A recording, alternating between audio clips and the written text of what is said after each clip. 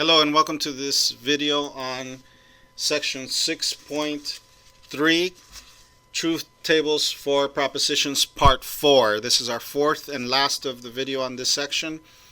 In this video we're going to use truth tables to compare statements. So we're basically going to be dealing with two statements and we're going to compare them. The comparison here is based on what the truth values look like for the main operator under each statement. And so it is basically a way of determining what is the logical relationship between two statements, two propositions. The first option here is that the truth values are going to be identical. That is to say that under the main operator for both statements, they're going to have the same exact truth value. If that's the case, then the statements are logically equivalent. The other option is that the truth values are going to be opposite each other. So under the main operator, in the first line, for example, you might have T, and in the other statement you'll have F. And then in the third line you might have F, and then in the other statement you might have T. So if they're opposing each other in each line, if they're opposites, then in that case they're contradicting each other, right? And so that would be contradictory.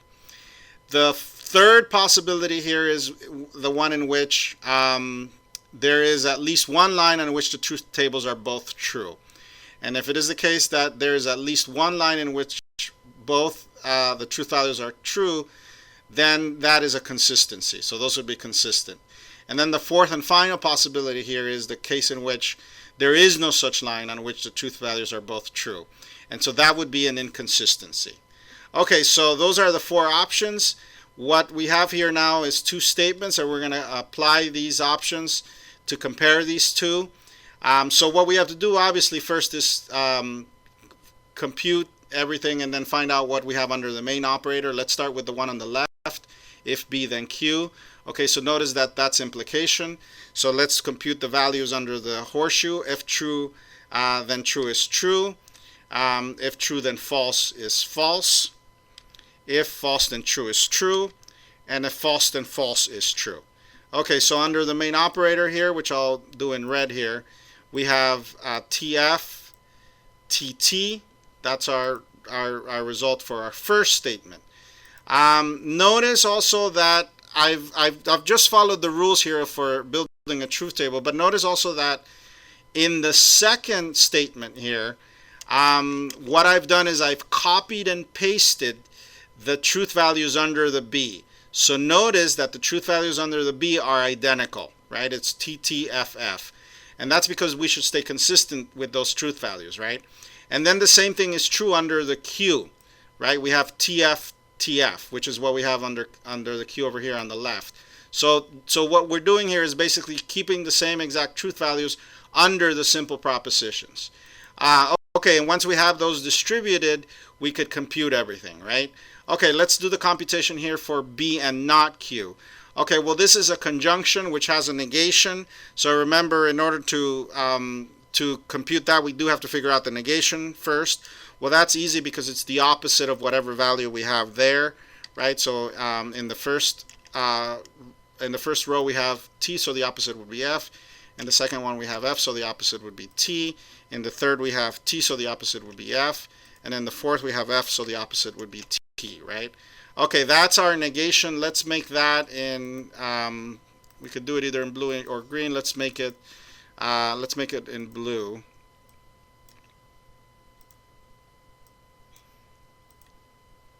Okay, so the blue here is our negation.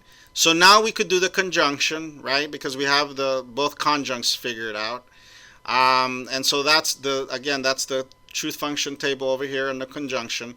So true and false is false. True and true is true. False and false is false. And then false and true is false, right? So now we have our final values under the dot, which is our conjunction. Let's make them in red to indicate that that is our final values under this specific proposition, right? Let's make all of those in red.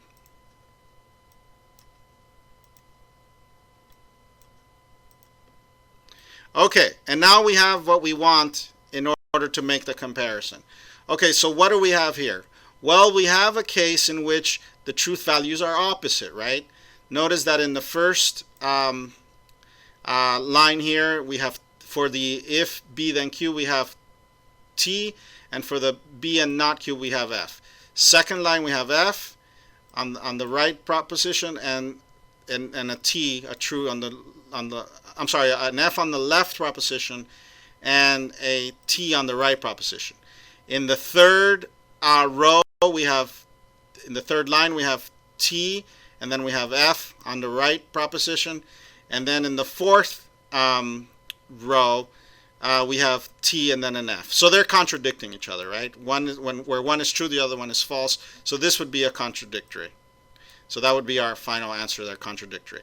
So again, remember what you're doing is you're comparing the final truth values here, and you're determining what the relationship is with those truth values, and whatever that relationship ends up being, it's either going to be logically equivalent, contradictory, consistent,